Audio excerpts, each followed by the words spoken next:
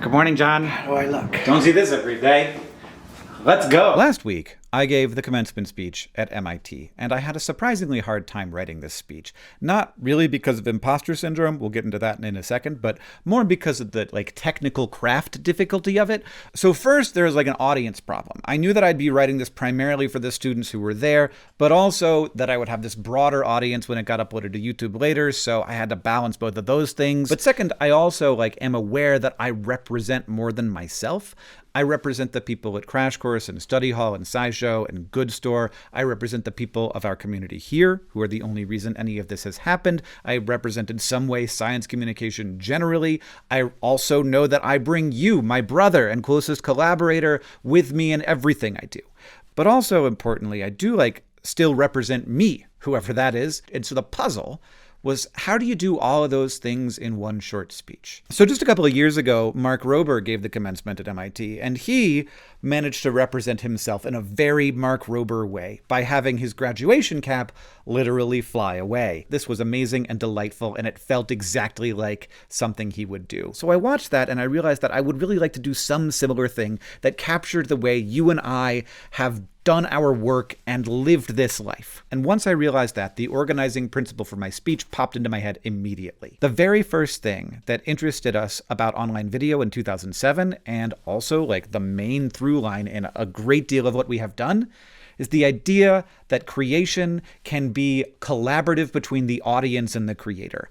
Every video could be inspired by the reaction to the last one, could even include content directly from the audience. And so I was like, why not write a commencement speech like that? So I sent the students a survey for them to fill out and send back for me to read before I even started writing. The speech I ended up with was in some ways their creation, and in some ways mine, but all of it inspired directly by them. Just like this YouTube channel. And I don't want to brag, but while it may not be as visible as having your graduation cap become a drone, I don't think there is any better way to capture the thing that is the root of the reason I was on that stage. Even having lived through it, I don't really understand with granularity how any of this has happened, but I know that it isn't something that I did by myself. John, hello. I'll see you on Tuesday. Hi. Well, it's so fun to see you doing this because I get to play a game called Who Ironed Their Stole? Just you. Right there in the front. Yes, good job. I don't really do impostor syndrome, which is when you're in a place and you're like, I don't belong here. How did I get in this situation? I have a superior syndrome. It's called ha ha ha, I fooled them again syndrome, where you don't belong, but you're kind of pleased that you have once again convinced everyone cleverly that you do belong. So that's where I'm at right now. A man who some of you probably know as a TikToker, who recently blind ranked AI companies by how much they look like buttholes, am giving the commencement speech at MIT. And I can tell you this now because they can't take me off the stage. I've started already. So I'm here though, so I'm going to try and do a good job. So thank you very much to everybody for welcoming me out, all of the lovely people up here. President, governor, surprised to meet a governor today, and the alumni, class of the 75, hello, thank you for coming out. And also, of course, thank you to the extremely impressive and charismatic and attractive students of the Massachusetts Institute of Technology graduating class of 2025. To express my thanks, the average human skeleton has more than 25,000 calories, which is not probably how you thought I was going to finish that sentence. Also, most of your bones are in your hands and feet. That's more than 50%, just the hands and feet. Also, skeletons, bones, are very oxygen dense. They have a lot of oxygen in them, a lot of oxygen atoms. If you took all those atoms out and freed them, you could actually create enough breathable air to breathe for more than 24 hours. Those are some of my best bone facts, and I assume that a good way for a normal human to express thanks is with bone facts. And I gave you my very best bone facts because I owe you an extra special amount of gratitude because as the class of 2025, you have done me a favor where I asked all of you to fill out a survey, and more than half of you did it.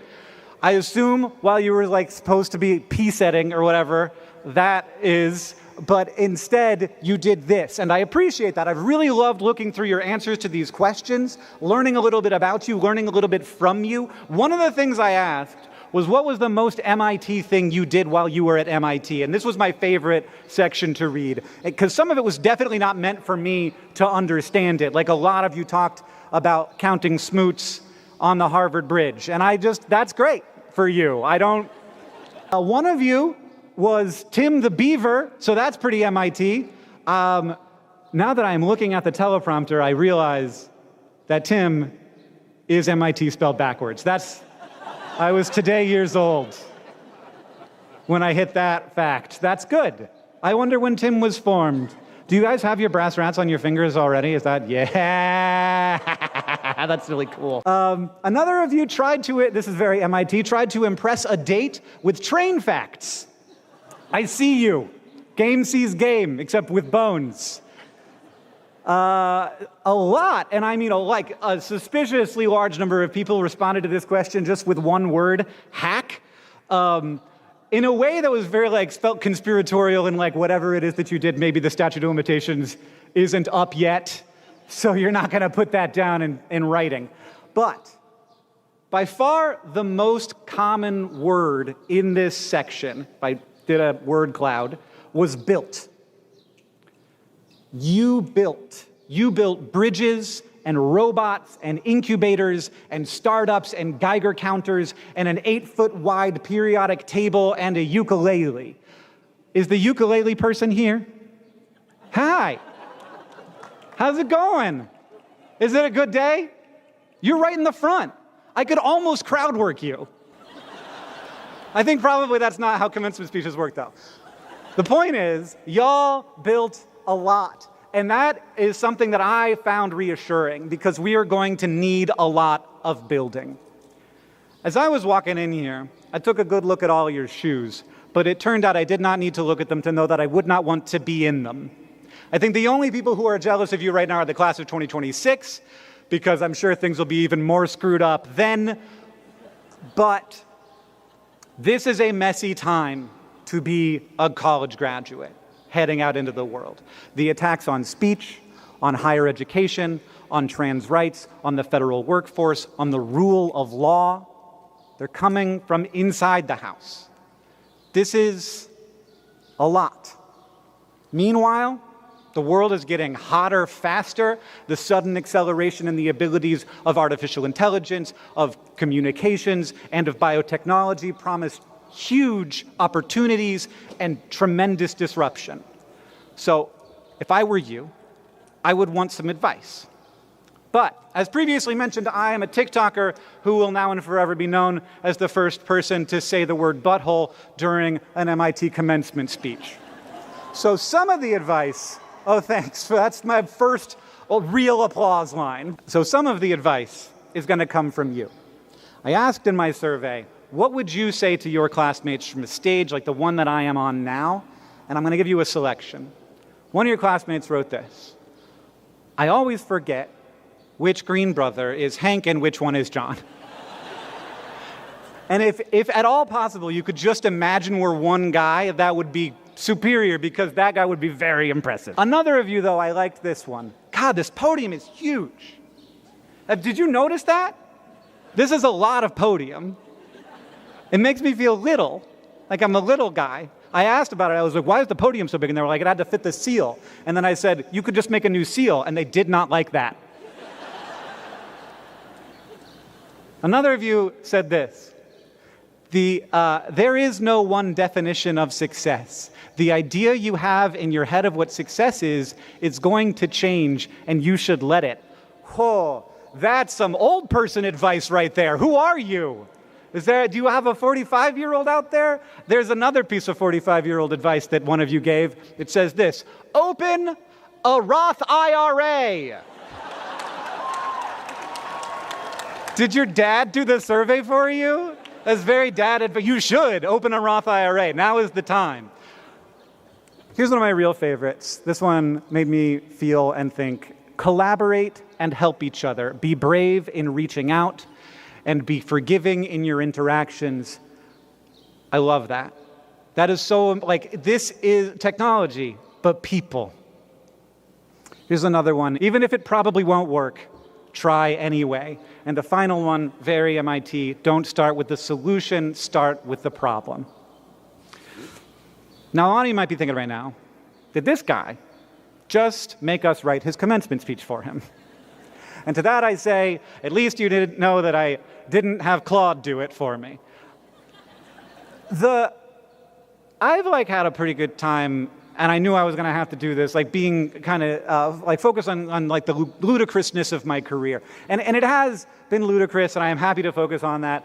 It has been very weird. I have done TikTok dances to Elmo remixes. I've also published 2 best-selling science fiction novels. I've written fart listicles, and I have interviewed presidents, and I have made multiple videos about giraffe sex, and I've sold multiple companies.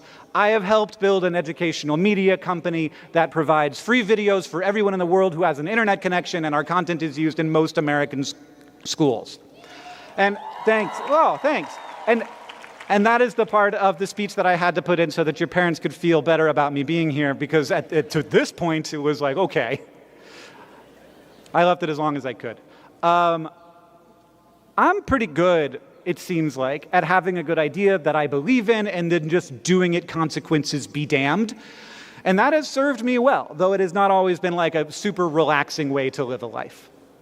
And I did all of that on a very uncertain and rapidly changing ground of online video and social media over the last 20 years. So perhaps, I hope, I do have something to say to a class of graduates heading out into an uncertain and unstable world.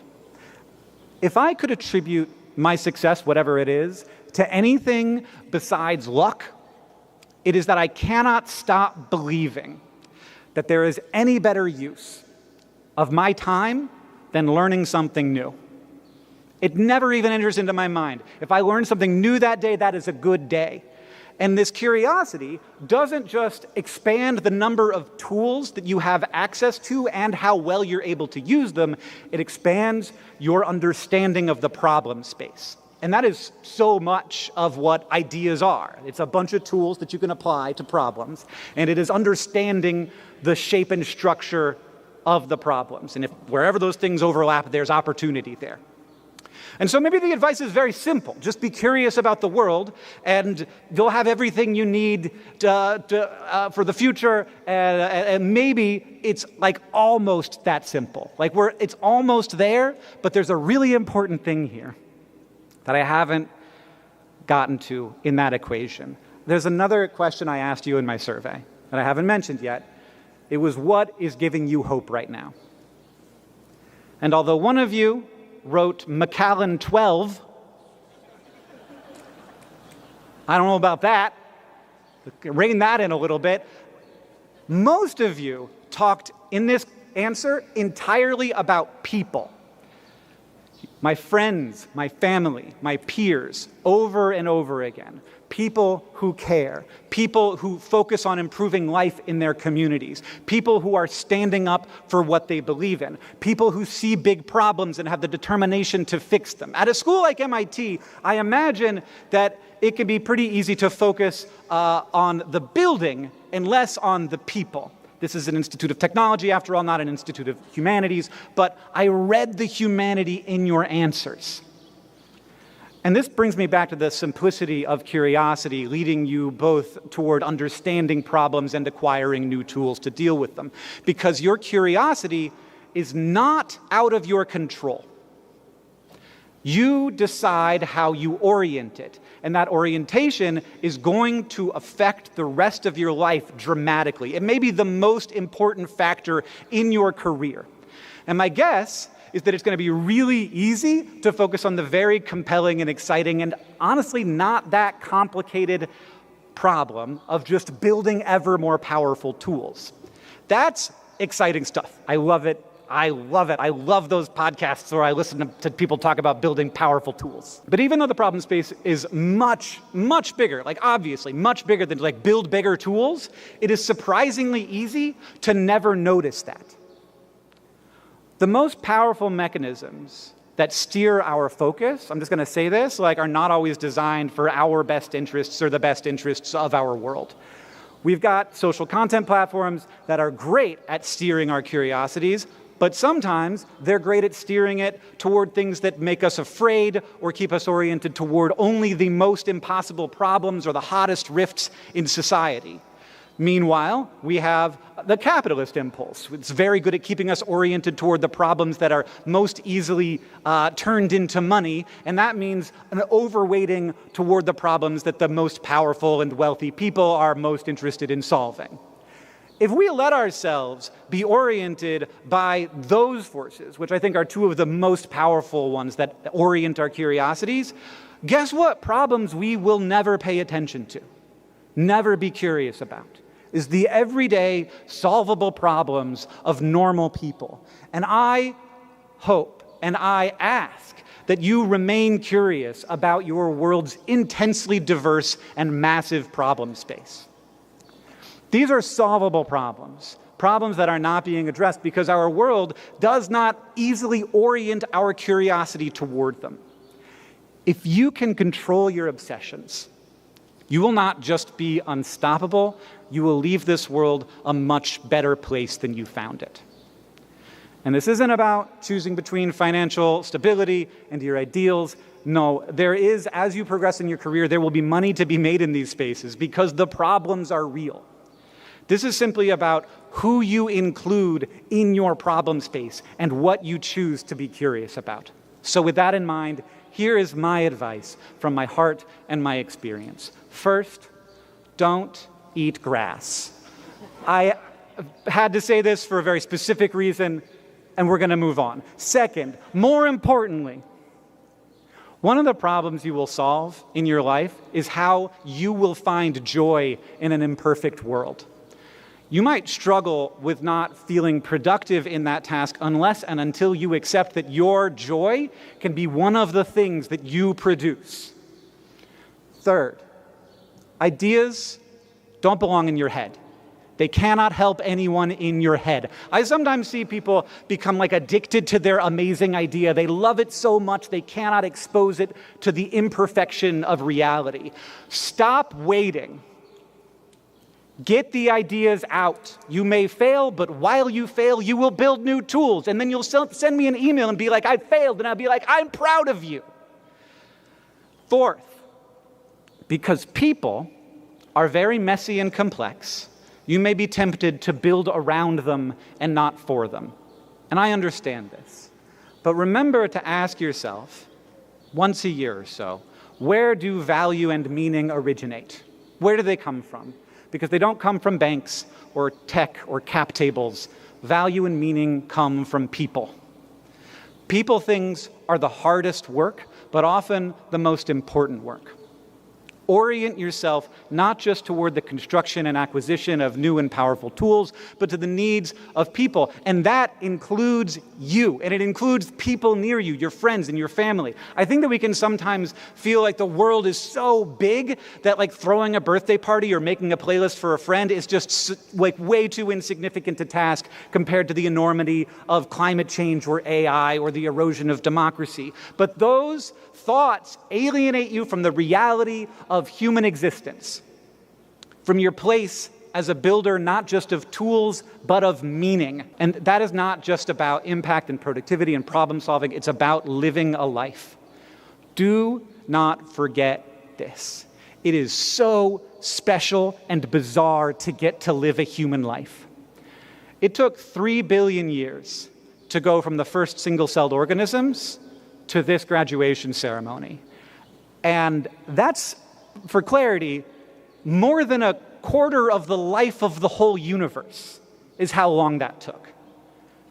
Something very special and strange is happening on this planet, and it is you. The greatest thing that you build in your life will be not just your bones, though those are amazing. It will be you, yourself. And trust me on this, you're not done yet, because I know I'm not. But what you will be building is not just a toolkit. You will be building a person, and you will be doing it for people. When I asked you what you did at MIT, you said you built. But when I asked you what was giving you hope, you did not say buildings. You said people. So, to the graduating class, 2025, go forth for yourself, for others, and for this beautiful, bizarre world. Thank you.